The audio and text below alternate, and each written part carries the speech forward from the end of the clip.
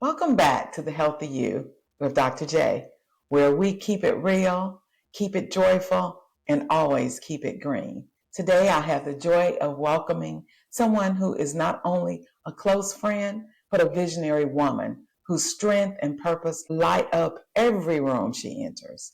LaTanya Cubit, also known as Mommy Monet, is a dynamic businesswoman, a trailblazer, and a living example of what happens when you choose healing over habits and purpose over patterns.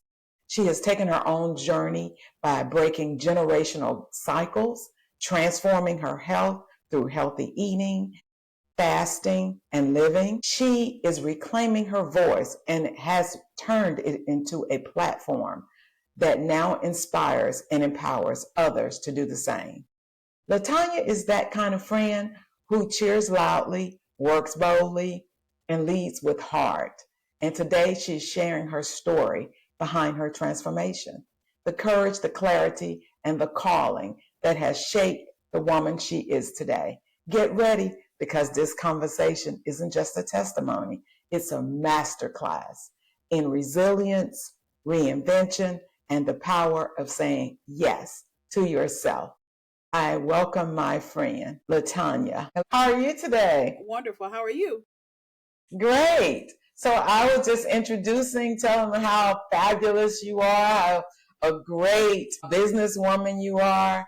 And let's start with the beginning about generational and legacy. What was it that you saw growing up that made you become where you are today?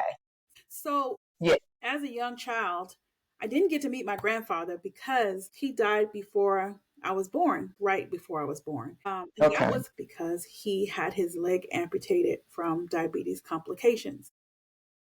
He Wow. was the guy that would go down the street and everybody loved him. He owned a funeral home and everybody loved Mr. Lovett because, he buried people, some people for free. So, way to people's heart is through food. So everybody was feeding him, all the cakes and candies and, he was having fun with it, but not realizing what he was doing to himself. So I lost my grandfather. And then Okay. my grandmother, on the other hand, was a lady that exercised all the time. She got up in the morning, she exercised, she took good care of herself. She had this beautiful figure. Mm. How Great. all of us ladies want to look, she had that. But at nighttime, she would want a honey bun or this lemon cake that they had this place called Crystals. So she would eat Mm-hmm. that sugar sitting there overnight, right? So she had the biggest sweet tooth. So I lost her to Alzheimer's, which is type 3. So you start losing Right. memory complications. Then my mother, she was diagnosed with diabetes after she got into a car accident. She didn't really know she had it until she had the accident. And so it sparked it, And so when she went in, she found out she had that. She struggled for a long time trying to take care of it. But of course, they gave her medications and another medication, which started messing with her kidneys. And she had a massive heart attack. So she died from diabetes. Were they? So start with your grandfather. Grandfather was probably 52. My grandmother was 72 and my mom was 59. Wow, really early. Early. So let's talk about what do you remember about dinner time when you were over their houses? What were you all eating? What was that feel good The food? feel good food was good. It was snacking. The plates were beautiful. But it was dessert. It was the desserts that got us. I Mm-hmm. mean, it wasn't just one dessert. You didn't have one cake. You had a cake, a cookie, another cake, another cookie, another Okay. pie.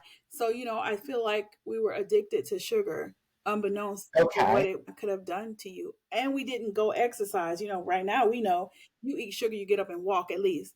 We would Mm-hmm. exercise, right back in the chair and then go back for seconds and thirds, and it there. So was there meat involved? I mean, what type of meat? Was it fried chicken? Was it roast, It's steak, roast or steak or I don't potatoes? potatoes. I mean, Because when we ate this was good. the South?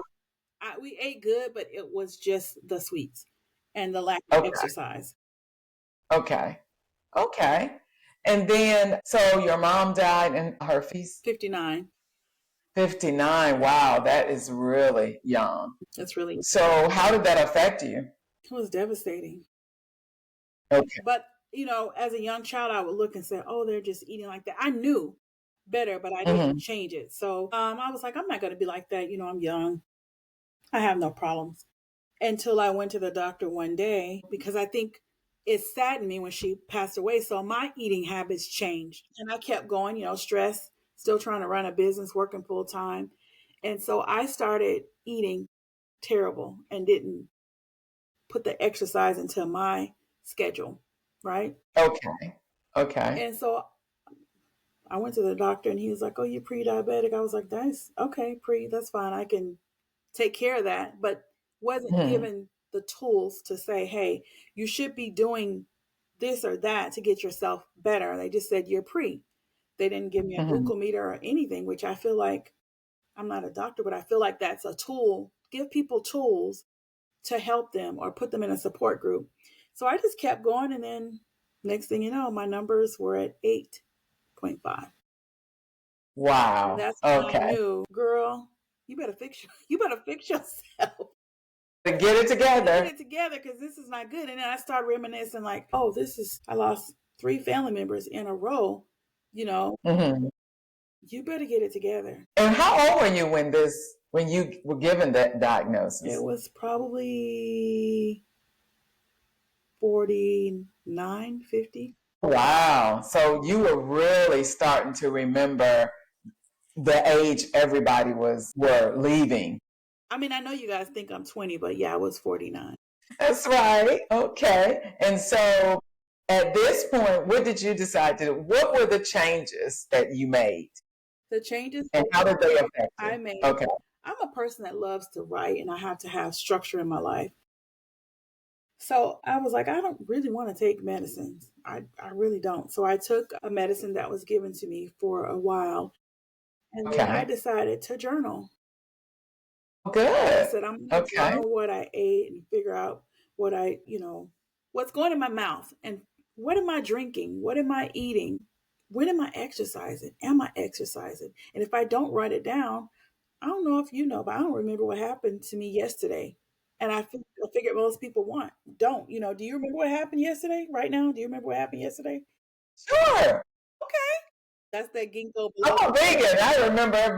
My mind is pretty clear. Well, I didn't remember everything that happened to me. So I decided. Because that cloudiness comes with eating sugar and all of that. So if you were giving that diagnosis, you do have some cloudiness about your memory. Mm-hmm. Not anymore, because I fast every week. That's right, because you got it in control. Yep. So I wrote a book called My 5.7. It's a journal that worked for me. So I remember praying and said, God, just help me. And then I went to the doctor and I was down to 5.5. And my husband just heard me screaming downstairs. So, what are you doing? I was like, it worked. I took control of my life. What you were eating. Control of my diet. Right, wait a minute. You skipped. So you were journaling, and then in the journal, how did that change what you were eating? How did it change what I was eating? I wrote it down and I decided I wanted to get rid of so many carbs. I wanted to eat less sugar. I wanted to exercise in the morning. I didn't want to, I would say sometimes I would exercise in the evening. But I made it clear that if I wanted to take control of my situation, I had to put myself first. So when I woke up in the morning at 5:00, I was at the gym. So I knew if something else happened in the day, it wasn't going to mess with my exercise, because I already did it while you guys were sleeping. Right.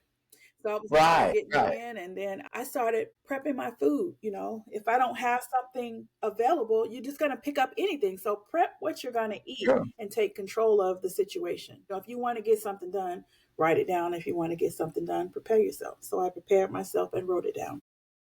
So you were being very intentional about you. You took care of, you put you first.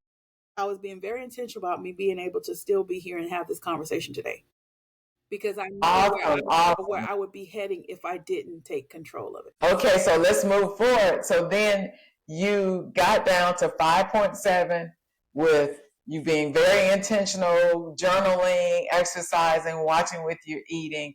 and you screamed. I was, And your husband was like, "What's wrong?" I was proud of myself. When you can do something Yeah, on your own, it makes you feel good. So I felt good. right. And so, how did that lead? How did you? How did that get you to the point where you wanted to help other diabetics and Well, pre-diabetics? first of all, I wanted to help my family. I wanted to help my daughter and my granddaughter. So I said, if this works for me and they're watching me, right? So I had to set the tone to know, And create new habits, create new right? habits. Yeah.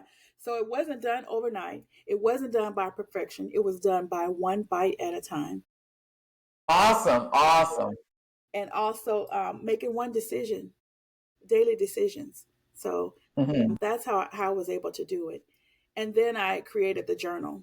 And in that journal, what I did was Do you have a copy of the I journal took, so we can see? can you see that?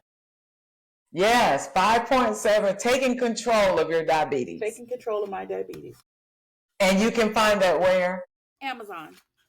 Amazon. They can buy it. You can buy it on Buy it Amazon. on Amazon. So what I did was I wrote a letter to myself to tell myself how much I love myself, right? All right. And then I wrote a letter to God and I said, God, if you just give me a chance to help myself and others, I'll make sure that I help people. I'll make sure that I help people because you've helped me. So in the beginning of the journal, what I have people do is go take your lab work. And in there I added vitamin D because I know a lot of doctors don't ask for vitamin D. That's very important, right? Right. So Right. you take your numbers before, and then in 90 Mhm. days, I want you to take your numbers again. Okay. First thing on that page is gonna have an affirmation. I'll Okay. show you a sample. It's gonna have an affirmation. Okay. It's like an empty journal. We're telling you what to do here. We're prompting you to save your life, right? Right. You'll track your blood sugars and your blood pressure, and also But before you go to that, I really like that you're doing this affirmation because it's helping people to put themselves first correct. and be intentional and think positive and that you can do And this. speaking That is awesome. life to yourself. When you open that book, Speaking life. about me, how do you you're setting your intentions for the day. Yes, yes. Okay, continue. I'm sorry. And then I'm so I excited. have them write what you have for breakfast, lunch, snack, and dinner. Don't lie. Mhm. And then, just be honest with yourself. What did you really have? Because, sometimes we say, I didn't have but this. No, Right. you didn't. You had that and that and that. And some orange juice. Right. And orange juice. I mean, also, I'll encourage people to look at what spikes your sugar. Orange juice, if you're falling out, it will spike it. Some people don't know. They're just told, hey, you got diabetes, just go away. Dried Hmm. fruits, or they'll say, hey, I'm drinking this smoothie, and it's full of all the fruits. And say it again about dried fruit. Dried fruits will spike your sugar. Dried fruit. Not a choice for a Not diabetic. a choice for a diabetic. Even coconut water. People are like, oh, I had coconut water. Guess what? Turn around the label and look. It's gonna spike your sugar. Full of sugar. Right? I'm not saying everybody shouldn't have it. Some people, healthy people can have the coconut water, but not you. Right, Not you if right, you're right. diet. But that's the point you made. You made the point why a glucometer is so important because if you had something to help you gauge, you'll know what the foods do to you. Yeah, play a game with yourself. Make it a game. Make it a game. Hey, look at it and say, "Ooh, that didn't do it." Or I mean, and some people things spike their sugars more than others. Right. And so then I have them write their water intake. That is so important. Water, water, water, water, water. Water, water, water. And don't drink it out of a plastic bottle. Drink it out of a glass. There you go. You can tell she's a friend of mine. Also, what's your goal for today? Don't leave out the house without goals. And That's at the true. end of the day, did you accomplish the goal? So I have that in a journal. And then I also want you to remember, what did you remember about the day? Because that can fix your mood for tomorrow. Like, is there something you did? So you can flip back in the pages and say, what I really liked that day? Or you can see if you're having bad days all the time, you might need something more than my 5.7. You may need some counseling that's probably making you stress eat. Right. And make the wrong choices. Right. Right. Like depression, abandonment, being bored, could be coming, and coming back. also you may find pressure from the people that you live with or you love. They're making fun of you. Oh, she eating funny. When you start getting yourself together, honey, people be like, she being funny. No, I'm not being funny. I'm trying to live. So it's a lot that goes into. Yeah, when you start getting fine, people are like, "Oh, you're getting too small. You look like a crackhead." But why are you eating like that? You can just have this, or they make something good and they're proud of what they ate. But you have to know how to push back and say, "Oh, that's great," but no. Right. Make them come to where you are versus you going to where they are. That's right. But this journal will help lead you to a better life because you've taken control and you've tracked you taking control. Great. I'm so excited about her journal because journaling helps in all areas of life because it puts it in your face. And you see, as she said, you may think you didn't eat all of that, but when you look at that journal, you're like, oh, I did have that, and I haven't drank all my water for today. Yeah. So now let's move to the other things that you're doing. Let's talk about your fasting. So I have a fasting group. It's inside of Instagram. And so what we do is on Monday evenings, we stop eating. And we talk about the different stages of fasting. You can talk about the different stages of what happens. So once a month, I try to get people to go to 72 hours because you reset your stem cells. I just did it last week. I did 74 hours. And sister was looking fabulous. I was like, what's going on here? Yeah, I did not want food. Now, I've been doing this for a while, but I feel like I could have went another 7 days, to be honest. But because I am diabetic, I still tried to track it, but I didn't have any jitters. I didn't have any shakes. My stomach wasn't out of whack. I didn't want food after. My skin felt better. My mood was better. I was more clearer thoughts. I just felt like a whole new person. Oh, I had this really bad pain in my right knee and in my left foot, and it was killing me. I don't have it anymore. Also, let me go back to a story. They got to hear about this one, Dr. J. Yes. So I woke up one day and I couldn't see out of my right eye. So I tried to wipe the film. I was like, oh, maybe it's just, how we get some stuff in our eye. And unfortunately, I wasn't able to wipe the film away. So I went to the eye doctor and he said, this is really bad. You need to go to an ophthalmologist. I went to the ophthalmologist. They weren't able to help me. They said, this is really bad. You need to go to a retina specialist. So I get up to the retina specialist and she says, you're going blind. So you can go outside and talk to your husband and he can, you guys can talk about if he needs because I'm going to have to give you a shot in the eye to deaden it and a shot to see. And I was like, baby, I don't need to talk about my husband. If I need to see, give me the shot. So she gave me the shots and she kindly told me, you'll probably have to do this every 6 weeks for the rest of your life. No. Right. So I started. They thought it was because of your diabetes. They thought it was because of high blood pressure or something. They wasn't sure what the reason was. Pressure. They wasn't sure. Okay. I was really journaling and fasting. And so I went back in 6 weeks. They did the little test. She was like, oh, you don't need it. I never seen anybody that doesn't need another shot. I'll see you in another 6 weeks. I went back 4 times in 6 weeks. And she was like, I don't know what you're doing. So, but your eyesight is back.